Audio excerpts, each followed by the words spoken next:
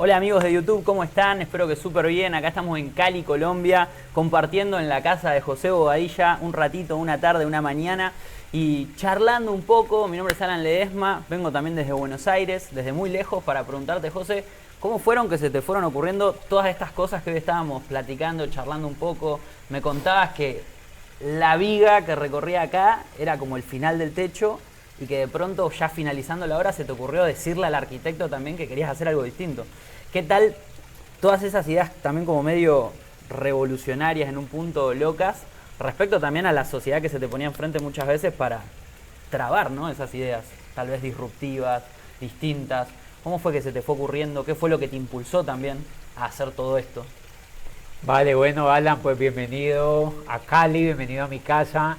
Y pues nada, yo creo que es el producto ocio, del ocio que te permite, pues eso, crear un poquito y además arriesgarte porque fue un poco arriesgado, o sea, la propuesta fue un poco arriesgada. Pero nada, y metimos ingeniería, le metimos, ya la obra había terminado toda y yo acabo de llegar de Praga, tenía unas fotos en la iPad y yo vi para arriba y dije, ese techo se ve feo, eso parece una oficina para poner una mesa de ping-pong. Entonces yo le dije al arquitecto, ¿será que podemos hacer algo ahí?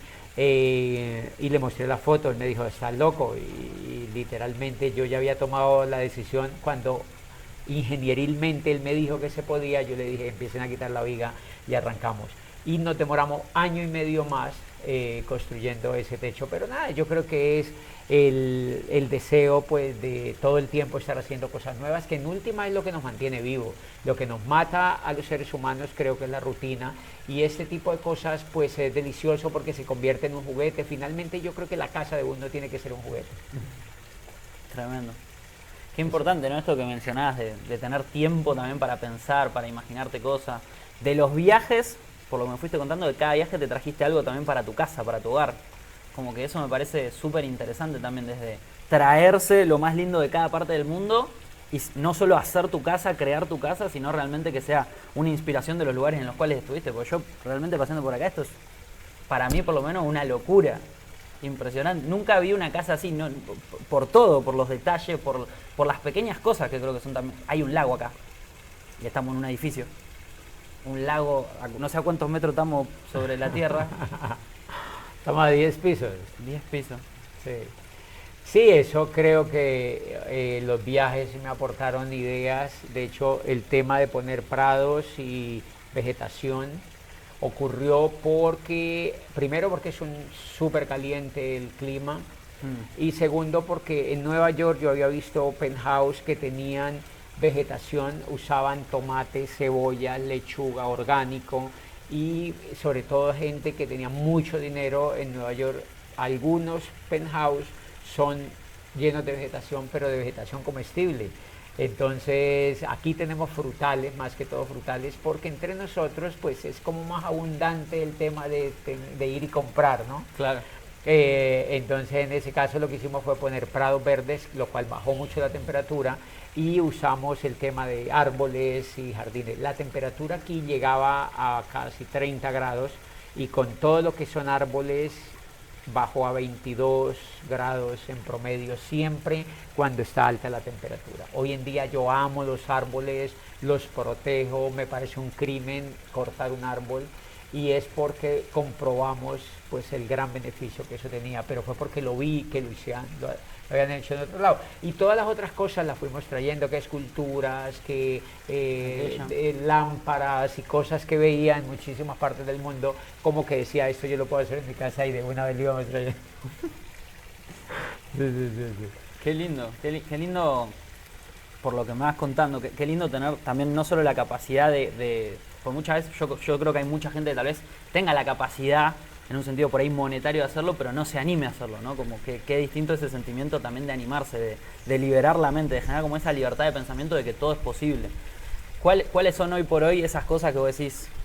Yo me imagino, no sé, la primera vez me acuerdo cuando vi en Instagram que fuiste con el mini horse al banco, yo decía como, te acostaste pensando en me voy con el mini horse al banco. ¿En qué piensa tu cabeza hoy por hoy así como nuevo, ¿no? O sea, ¿qué es lo que hoy por hoy estás pensando? Sí, igual lo del minijor del banco de hecho fue algo completamente improvisado. Mis sobrinos me dijeron, vámonos a comer un helado y nos llevamos, estábamos paseando el caballo y dijimos, vamos a comernos un helado, entonces nos llevamos como un perro el minijor y yo me acordé que tenía que hacer una vuelta en el banco. Entonces dije, no, pues entremos al banco y hacemos una vuelta. ¿Qué yo tenía que hacer? Entramos con el minijor y a mi sobrino se le ocurrió grabar el momento y fue un éxito la historia porque era no fue planeado, no dijimos mañana vamos a ir al banco, llegamos al minijor, sino que se nos ocurrió entrar, eso impactó a la gente del banco, llegamos donde el gerente y el reel lo vieron como 200.000 personas en las redes, entonces, pero no, fue completamente natural. Y nada, eso es lo que hacemos en el día porque estamos literalmente, vivimos como si fuera un domingo, ¿no? Como si fuera un domingo cuando la mayoría de la gente se levanta y piensa si la lucecita del carro está dañada, entonces se va a arreglarla, o si no se ha peluqueado, entonces se van a peluquear, y eso es lo que hacemos todos los días. Entonces todos los días es como si fuera un domingo y es muy lindo, y entonces pues salimos con los animales o vamos a hacer deporte y todo eso genera pues algo de historia, ¿no? Y hoy por hoy, primero para como ponernos en contexto, ¿hace cuántos años que ya en algún punto, digamos, rompiste con eso tradicional, con ser rector de una universidad, con tener un horario, con tal vez, no que todos los días sean domingos, sino que tal vez muchas veces hasta los domingos sean lunes, porque para mucha gente la realidad es que se encuentra hoy por hoy inmersa también en ese sistema que como vos decías, no te permite generar ocio, no te permite pensar, ni siquiera creo que uno se frena a pensar lo que está haciendo muchas veces. ¿Hace cuántos años que vos ya rompiste con esa rutina, por así decirlo, y empezaron todos los días a ser domingo? Bueno, hace 20 años, literalmente, yo cumplí 20 años y creo que fue desde el momento en que yo vi la idea del network, cuando yo vi la idea del network y empecé a entender, como que tuve la fe de emprender y de decir yo soy capaz de hacerlo. Desde ahí comenzó como un pensamiento nuevo y yo ya era libre, aunque estaba ocupado construyendo el network, pero yo ya era libre, ¿no? Y de eso ya hace 20 años, entonces hoy en día tenemos que como reinventar los escenarios porque ya el problema no es el dinero, el problema no es el tiempo, el problema ahora es el sentido de la vida, ¿no? Eso son otro tipo de cosas las que nos tienen que poner como el problema. La pirámide de Maslow. Sí. Ir solucionando. ¿Y en qué, después de ya 20 años de libertad, yo tengo 26 años de vida, si me pongo a pensar. O sea, que yo entré cuando tenía 6. 6 años. Fíjate que eso que tú estás diciendo lo escuché en una conferencia de Higuera, de Alejandro. Yo cuando ingresé escuché eso y decía, el network marketing nunca se va a saturar porque las personas que tengan hoy 2 años entrarán cuando tú ya lleves 20 años en esto. Claro. Entrarán contigo y esas personas que hoy tengan 2 años tú ni las ves, ni te interesan, pero en 20 años o en 22 años ellas entrarán en tu negocio. Cuando yo ingreso a Soñar, conozco el network, tú tienes 6 años, eres un... En el colegio, ahí. Sí, o sea, no tienes ni rayo de idea que vas a ser socio de una organización de alguien que se llama José Bobadilla dentro de 20 años, ¿verdad? Y eso es exactamente lo que yo escuché en los audios, porque la gente piensa es en la gente que hay hoy en día, pero ahora mismo están surgiendo millones de niños que en el futuro, en 20 años, cuando tú tengas 46 años, te vas a estar joven. Y esos millones de niños pueden estar en tu negocio. Eso es lo que la gran mayoría de la gente que no tiene visión no puede ver. Qué locura. Eso es lindo, eso que tú tenías 6 años cuando yo ingresé. 6. Me acuerdo que a los 6, en el colegio estaba haciendo mi primera prueba de matemática. Me acuerdo que me saqué un 10, llegué a mi casa re contento a mostrarle a mis papás con la prueba, y vos estabas ya arrancando a construir tremendo negocio. Claro. Qué impresionante. ¿En qué te acostás hoy pensando, José? Digamos, cuando te acostás, ¿qué pensamiento se libera en tu cabeza hoy después de 20 años de ya estar cumpliendo sueños, de estar viajando? Como decís, ya ni el tiempo ni el dinero es un problema o una situación que se cruza por tu cabeza. ¿En qué pensamiento recurrente tiene José Bobadilla Yo creo que, digamos, ahora más que nunca he estado reinventándome, he entendido que definitivamente si no resucitamos, si no nos reinventamos, si no creamos más cosas, pues nos envejecemos, el cerebro se envejece, porque si tiempo y dinero ya no es el problema, ahora es qué sentido tiene mi vida, qué voy a hacer con los demás, qué aporto a los demás, qué aporto a la sociedad, qué pasión tengo para que me haga feliz, para morirme disfrutando de esa pasión. Entonces, ahora, hoy en día, todos los días de mi vida estoy ocupado en cosas deliciosas, en cosas de lo que estamos ahora mismo trabajando, cómo hacemos para ayudar a más colombianos a vivir una vida de sueños. ¿Cómo es posible que los colombianos no vivan una vida de sueños? O sea, ¿cómo es posible que los colombianos tengan que vivir tanto aprieto, que tengan que quejarse tanto de que no ganan, que tengan que quejarse tanto del gobierno? ¿Cómo es posible que los colombianos tengan que quejarse tanto viviendo en un impresionante paraíso? Pero después viene la gran pregunta: ¿y cómo es posible que los latinoamericanos también se quejen viviendo en el paraíso de sus países que viven? Entonces yo me acuesto ahora mucho más pensando en eso, y estamos como montados en esa gran película de decir, vamos a morirnos despertando colombianos y despertando latinoamericanos para que tengan la experiencia de vivir una vida como la que nos dieron la posibilidad de vivir, ¿no? Totalmente. Eso nos mueve muchísimo. En el día de hoy. O sea que hoy por hoy estás más enfocado, digamos, también en el aporte, por así decirlo, social que podés brindar desde el lugar en el cual estás.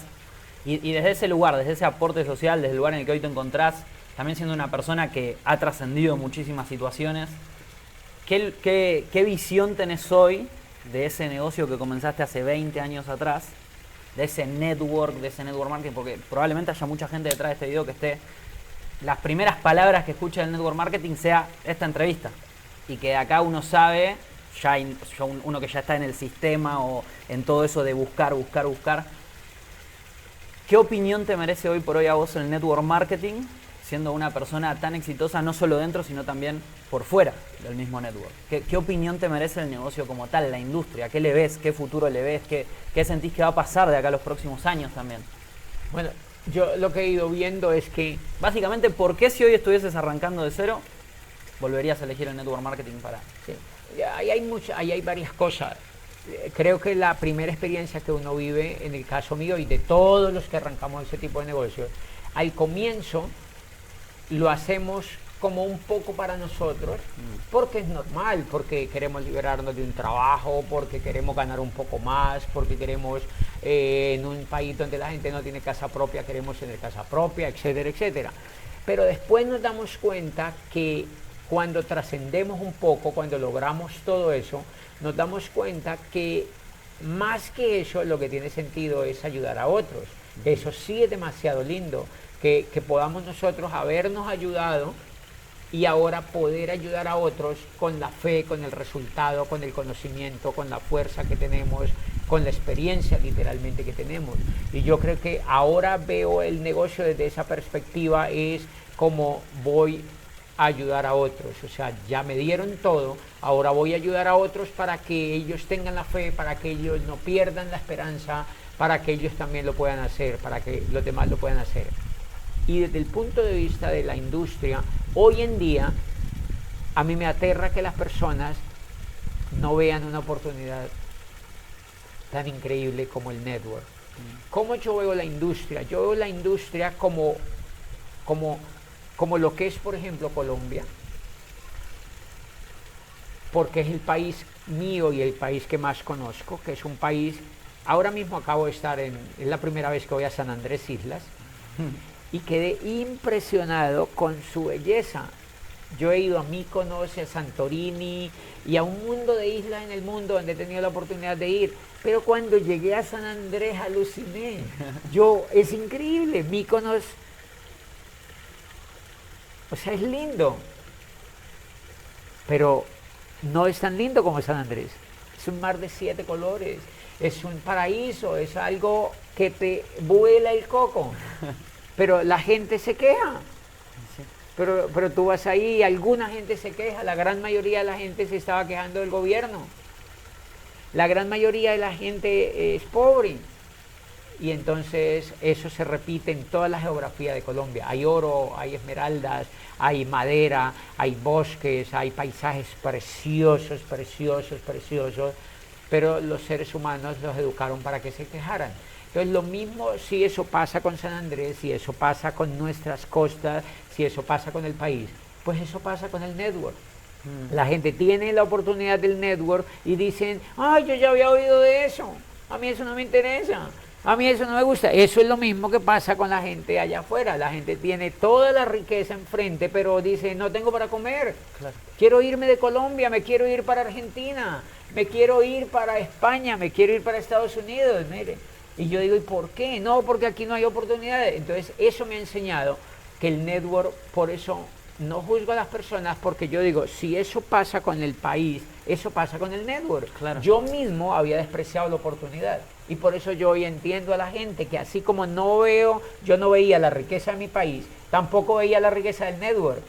Y hoy veo que la gente no ve la riqueza que es el network y la gran posibilidad del network y lo desprecian porque están ciegos. Por eso, mi gran apuesta en el network conmigo mismo y con los demás fue hacer que los demás leyeran libros, porque a mí me despertaron fue los libros y por eso esta biblioteca que tenemos aquí está repleta de libros, porque diciéndole a la gente, este es lo más importante del apartamento, esta biblioteca. Lo demás es para vivir, pero esto es para soñar. Aquí es donde están los libros, aquí están los libros que cambiaron mi vida, aquí están las grandes historias que yo leí para decir, wow, o sea, yo puedo cambiar el mundo también, y inicio cambiándome mi propio mundo. Fueron los libros los que me despertaron. Y entonces yo creo que el futuro de la industria va a ser próspero de acuerdo a cómo los seres humanos cambien, o sea, cómo despertemos. Así logramos despertar más seres humanos. Hacia allá afuera, aquí en la misma ciudad donde vivimos hay 3 millones de personas. Si allí afuera hay al menos 100 personas que despierten, tendremos 100 empresarios de talla mundial en Cali que van a aportarle al mundo y a Colombia cosas lindas, pero está relacionado con que ellos despierten. O sea que la industria del network tendrá futuro siempre y cuando los seres humanos despertemos. Pero ya de por sí es una oportunidad impresionante, pero los zombies no la van a ver. Yo era zombie y como zombie nunca la pude ver. Qué impresionante eso. Muy, muy, muy loco esto que mencionás de que es real. O sea, muchas veces la gente se queja teniendo algo tan lindo enfrente o a su alrededor, en su entorno, porque pasa en Colombia, pasa en Argentina, pasa en todos lados, la verdad. Y vos mismo mencionás y en tu historia contás que hubo 2 veces las cuales comenzaste en el network, desististe, y una tercera donde fue que le metiste con todo. ¿Cuál sentís que fue la diferencia entre esos 3 José Bobadilla? El primero, que tal vez entró más por como querer graduarte que por otra cosa. Ese segundo, que estaba en otro país, en otra parte, en Europa, que también vio ahí como algo y dijo que no en un momento. Y el tercero, que comienza y toma la decisión de triunfar. ¿Cuál sentís qué cambió en ese Bobadilla de que no podía ver tal vez lo bello o la riqueza que escondía detrás del network marketing, al José Bobadilla que vio toda la riqueza y toda la abundancia que había en el network marketing? Claro, yo creo que cambiaron 2 cosas. La primera es que me dio la vida, ya me había dicho, o sea, como que me había dado todo, me había dado posibilidad de educarme. Yo a los 26 años era rector de una universidad, mi vida había sido linda, exacto, a la edad tuya. Yo acababa de ser nombrado rector de una universidad, o sea, yo no era una persona que había sido maltratada, ni por la economía, ni por el gobierno, ni por la sociedad, ni por nada. O sea, yo estaba, no feliz, pero me había ido bien, Pero no era feliz, pero no tenía posibilidades, no tenía autonomía. Un rector es un empleado, o sea, un rector es un empleo con una cadenita un poco más larga, pero no es mayor la diferencia. ¿Qué cambió? Cambiaron 2 cosas. La primera, que como que me di cuenta que afuera literalmente no había una oportunidad para ser libre. Todo ese tiempo me enseñó que no insistiera, o sea, que no era tan fácil encontrar allá afuera una oportunidad para hacerme libre.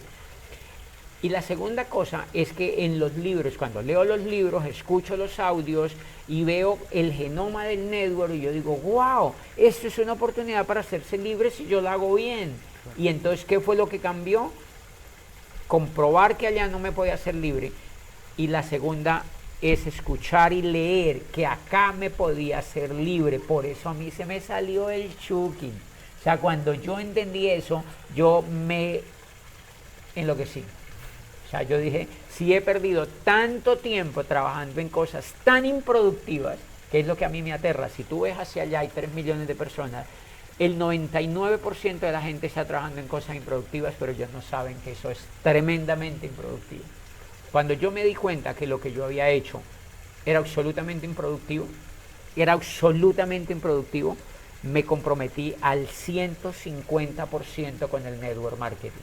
O sea, yo tomaba, respiraba, transpiraba network marketing. O sea, yo me la pasaba con libros en la mano, yo escuché 250 conferencias en los primeros meses, yo hablaba con la gente y la gente sabía que yo tenía algo raro por dentro, ¿me entienden? Y esas dos cosas cambiaron, el comprobar que ya no había libertad y el comprobar que aquí sí la había. Y por eso la gente me pregunta, ¿por qué te volviste embajador Corona en 10 años? Es por eso, porque no había otra persona que tuviera más pasión, no había otra persona que quería más hacer eso.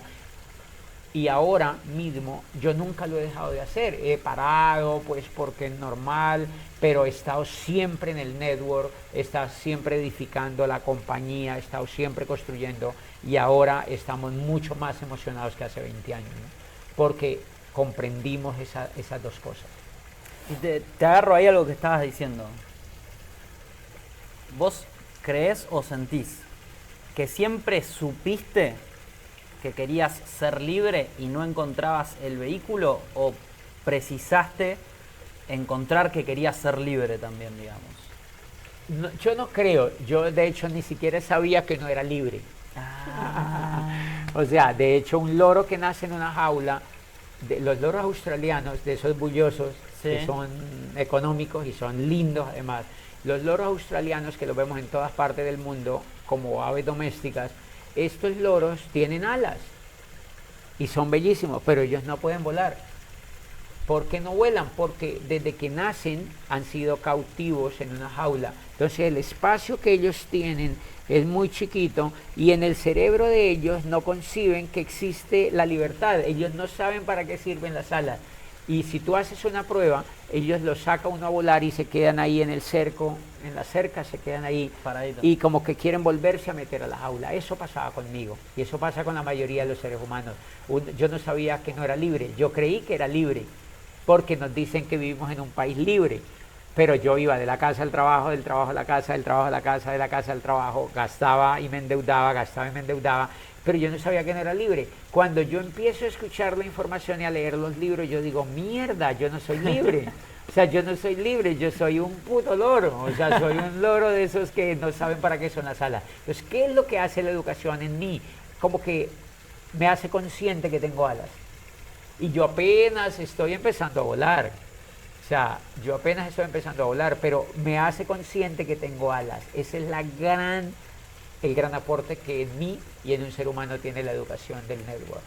Un poco como la alegoría de las cavernas, ¿no? Que la tenés también acá pintada. Exacto. Nos hace conscientes de la oscuridad que estábamos y Y creo que en el caso mío, yo desde chiquitico, sí, yo decía, voy a ser exitoso en algo, yo no sabía en qué. Entonces yo hacía teatro, me aprendía las tareas, yo era el número 1 en las cosas que en la escuela ponían.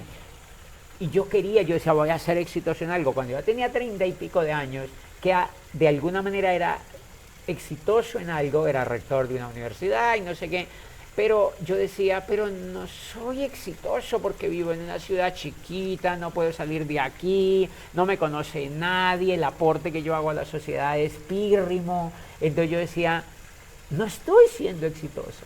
Cuando veo el network, yo digo, wow, puedo impactar más gente, puedo viajar, puedo conocer el mundo, puedo tener el dominio de lo económico, puedo liberarme de la economía, puedo liberarme de los pinches bancos, puedo liberarme de muchísimas cosas.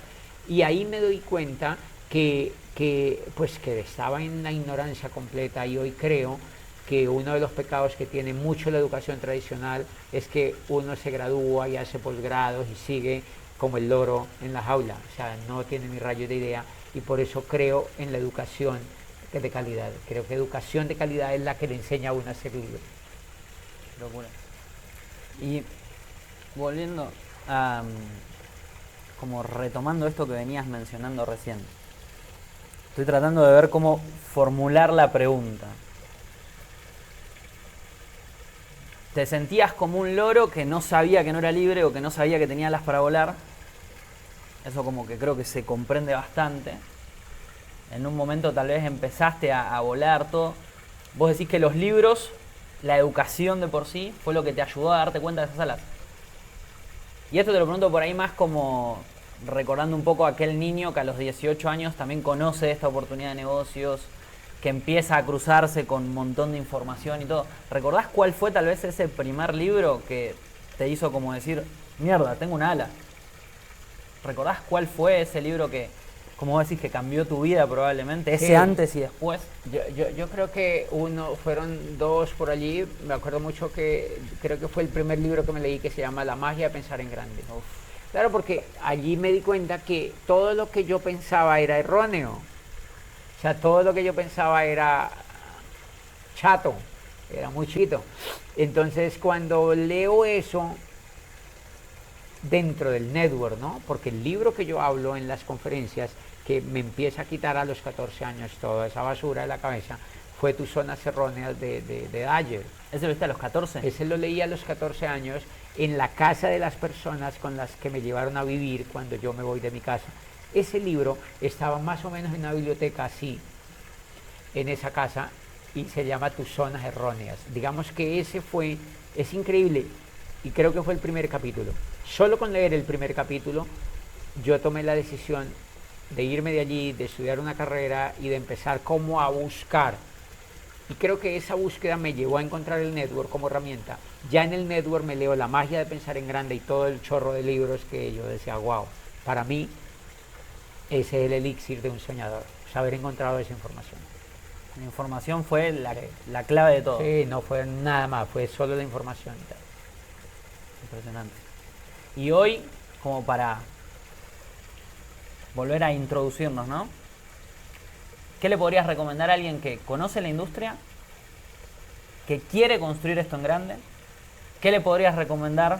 Creo que para todos igualmente va a ser una recomendación similar, pero aquel que ya está dentro de la industria, está construyéndolo y que tal vez se siente como ahí, que está construyendo algo grande, pero que muchas veces duda, que las situaciones, el todo, como que tal vez a uno lo llevan a dudar un poco, pero que tal vez tiene ese sentimiento que vos decías, ese yo me siento capaz, yo sé que puedo hacerlo, quiero hacerlo.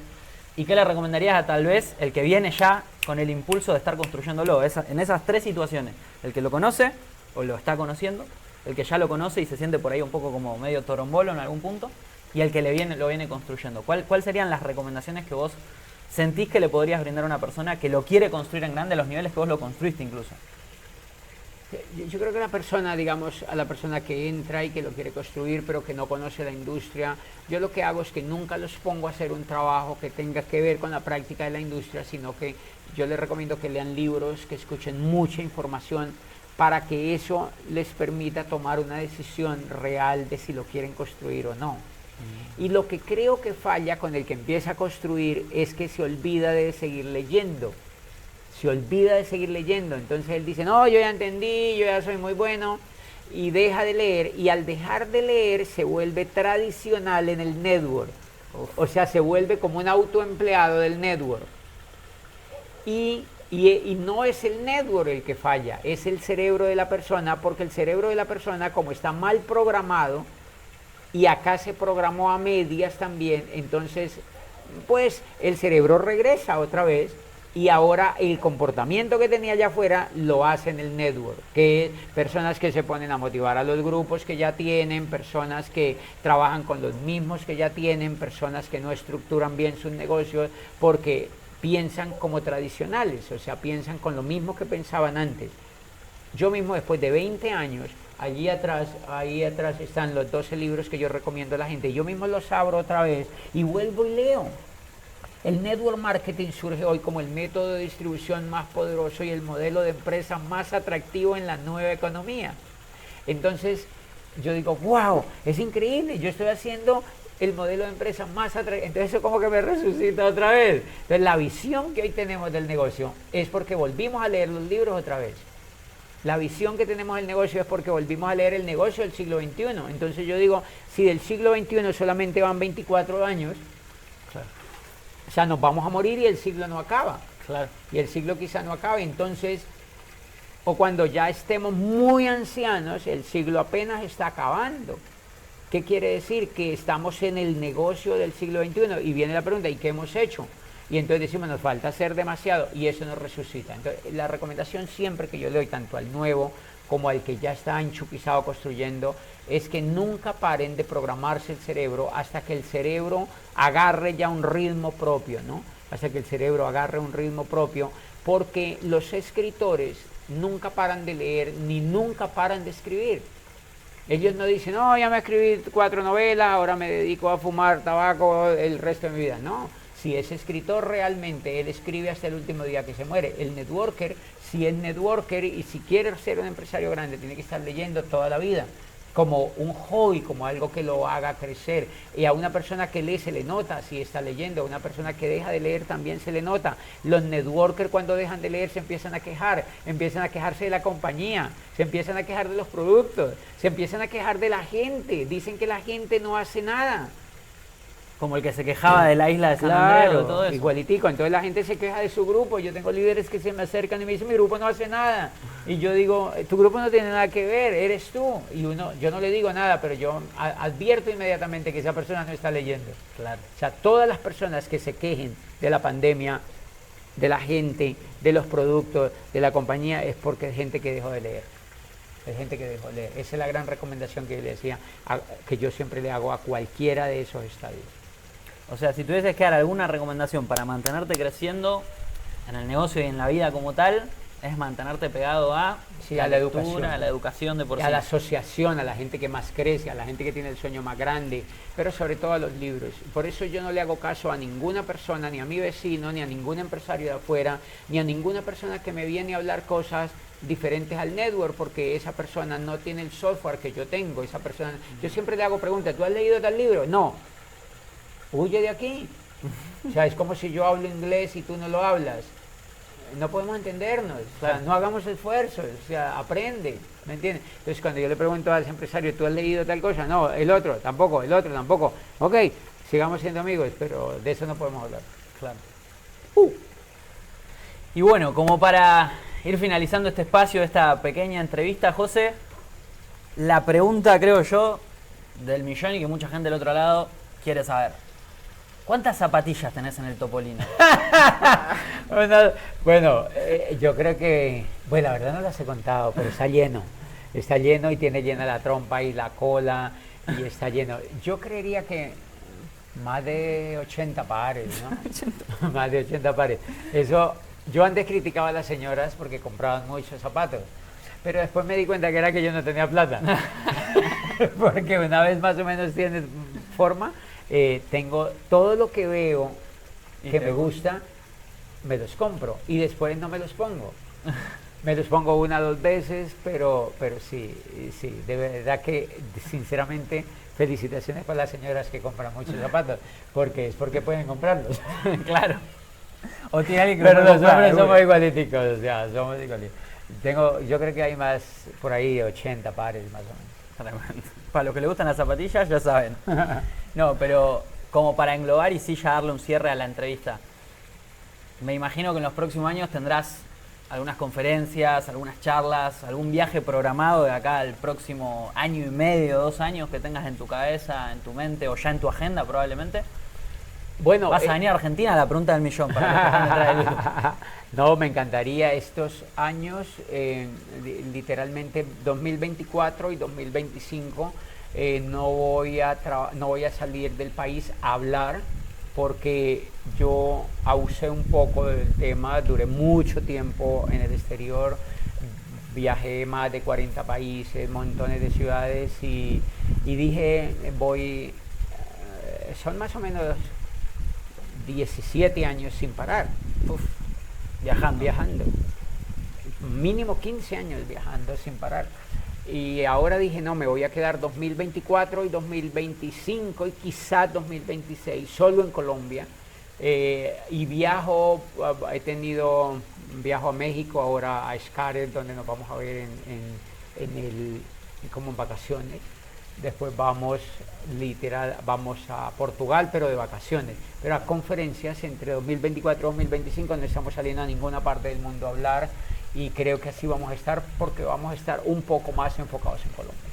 Construir. Sí, en construir. Despertar más zombies. Sí, en despertar gente, en decirle a la gente, como en llevarle un mensaje a gente que no tiene ni rayos de idea que esto existe. Y creo que es un compromiso que tenemos con Colombia, y lo voy a hacer en estos 2 años en los que estamos. Bueno, José, Gracias, Alan. un gusto haber estado acá Un gusto, compartiendo con vos. Y súper lindo que hayan venido a Colombia. Esta es tu casa y tu país. Muchas gracias. ¡Ajú!